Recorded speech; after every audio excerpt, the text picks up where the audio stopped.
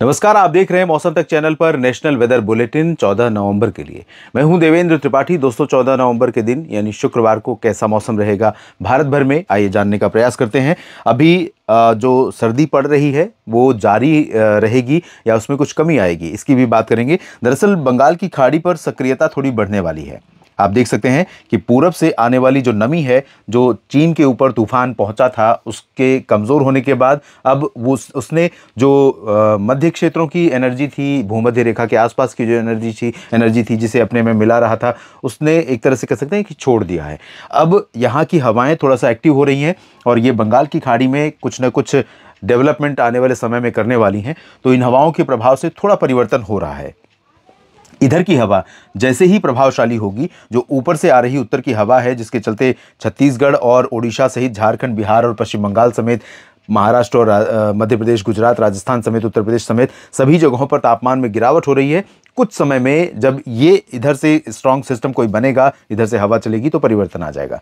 अभी हालांकि फिलहाल ऐसा इमीडिएटली ऐसा कुछ होने नहीं जा रहा है। इस बीच एक कमजोर पश्चिमी विक्षोभ उत्तर भारत के पहाड़ों के पास से, ऊपर से नहीं, पास से होकर गुजरने वाला है। एक तो कमजोर है, दूसरा वो बहुत करीब से नहीं गुजरेगा, तो बहुत ज्यादा प्रभाव नहीं पड़ने वाला। लेकिन ये 15-16 नवंबर के आसपास दिखाई पड़ेगा। तो कुछ बादल पहाड़ों पर आने वाले हैं और मैदानी भागों में राजस्थान से लेकर उत्तर प्रदेश के पश्चिमी क्षेत्रों तक कुछ बादल आने वाले दिनों में हमें दिखाई पड़ सकते हैं। लेकिन क्या ये बादल नीचे से जो गुजरेंगे, क्या ये बरसात दे सकते हैं?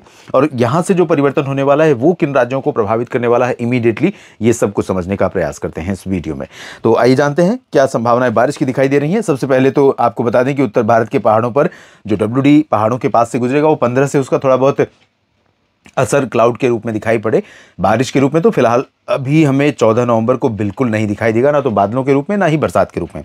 मैदानी भागों पर यानी पंजाब, हरियाणा, चंडीगढ़, दिल्ली, राजस्थान, उत्तर प्रदेश, इन सभी भागों पर भी क्लियर और ड्राई वेदर रहने वाला है। और इसी तरह से गुजरात, मध्य प्रदेश, महाराष्ट्र, छत्तीसगढ़, ओडिशा, इधर बिहार, झारखंड, पश्चिम बंगाल के गंगेय और उप हिमालयी भाग, सिक्किम तथा पूर्वोत्तर भारत में सभी राज्यों पर क्लियर और ड्राई यानी साफ और शुष्क मौसम रहेगा।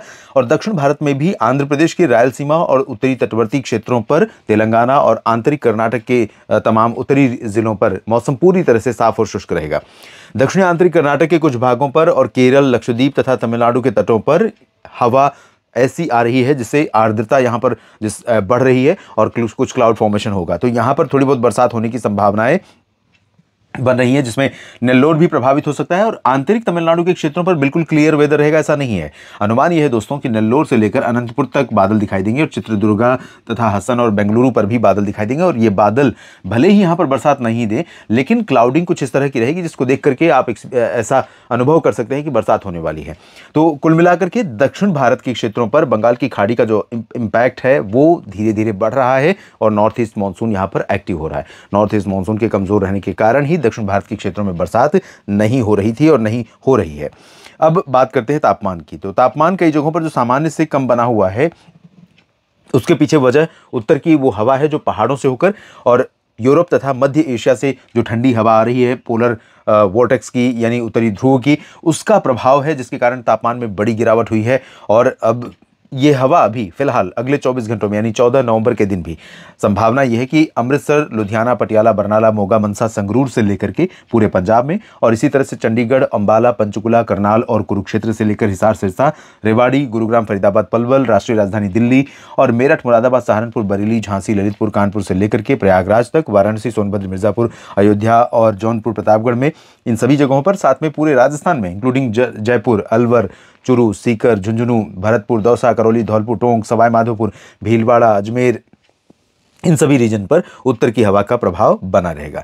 थोड़े बहुत बादल, जैसे मैंने कहा कि कल रात के बाद से परसों से थोड़े बहुत दिखाई पड़ेंगे, लेकिन बहुत हल्के बादल यहाँ पर होंगे, उनका कुछ इंपैक्ट नहीं रहेगा। तो हवा इसी तरह की चलती रहेगी, टेम्परेचर इसी रेंज में रहेगा, बहुत ज़्यादा अंतर नहीं आएगा। हाँ, बीच बीच में हवा की रफ्तार थोड़ी सी मंद पड़ेगी और जैसे ही हवा की रफ्तार धीमी होगी, खासतौर पर सुबह के समय दिल्ली, NCR और आसपास के भागों पर, मुझे लग रहा है कि 7 बजे से लेकर के दोपहर के 11-12 बजे तक हवा की रफ्तार कम रहेगी और उसी वजह से पॉल्यूशन लेवल राइज करेगा और हवा में ठंडक तो रहेगी, क्योंकि हवा की दिशा नहीं बदल रही, सिर्फ रफ्तार कम हो रही है। तो रफ्तार कम होने के कारण प्रदूषण की जो स्थिति है वो बिगड़ सकती है। यानी जहाँ पर इस समय 300 या 250 आज रात में है एयर क्वालिटी इंडेक्स, वो 500 के करीब, 400 और 500 के बीच में पहुँच सकता है। कई जगहों पर ये स्थिति बन सकती है।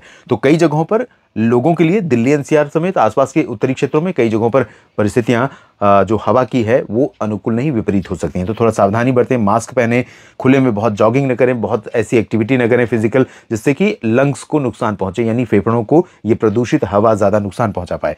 ये स्थिति रहेगी। इधर मध्य भागों में भी मध्य प्रदेश और गुजरात के उत्तरी रीजन पर उत्तर की हवा का प्रभाव रहेगा और रायपुर तक और ओडिशा के इन उत्तरी भागों तक उत्तर की हवा का प्रभाव रहेगा, साथ ही बिहार, झारखंड, पश्चिम बंगाल पर भी।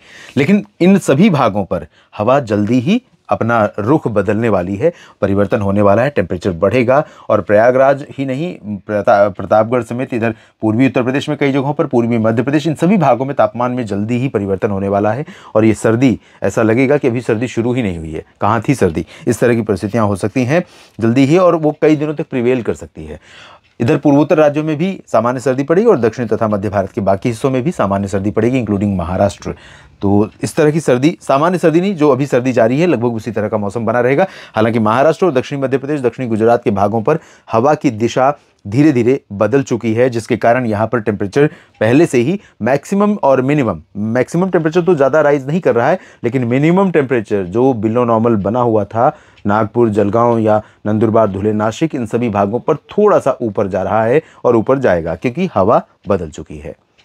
इस वीडियो में फिलहाल इतना ही। आप मेरे साथ बने रहिए मौसम तक और न्यूज़ मीडिया मंच पर। ये जानकारियां अगर आपको ठीक लगी हैं तो वीडियो को लाइक और शेयर करिएगा, कमेंट सेक्शन में अपनी बात लिखिए और चैनल को सब्सक्राइब नहीं किया है मित्रों तो ज़रूर करिए, ताकि आप और हम साथ साथ बने रहें और मौसम का कोई भी अपडेट हो आपके लिए लेकर आऊँ तो आप तक पहुँचे। इसके लिए नोटिफिकेशन पाने के लिए बेल आइकन पर क्लिक करिए और फेसबुक पर भी आप मेरे साथ जुड़ सकते हैं। फेसबुक पर टाइप कीजिए मौसम तक देवेंद्र त्रिपाठी और पेज को फॉलो और लाइक कर सकते हैं। धन्यवाद।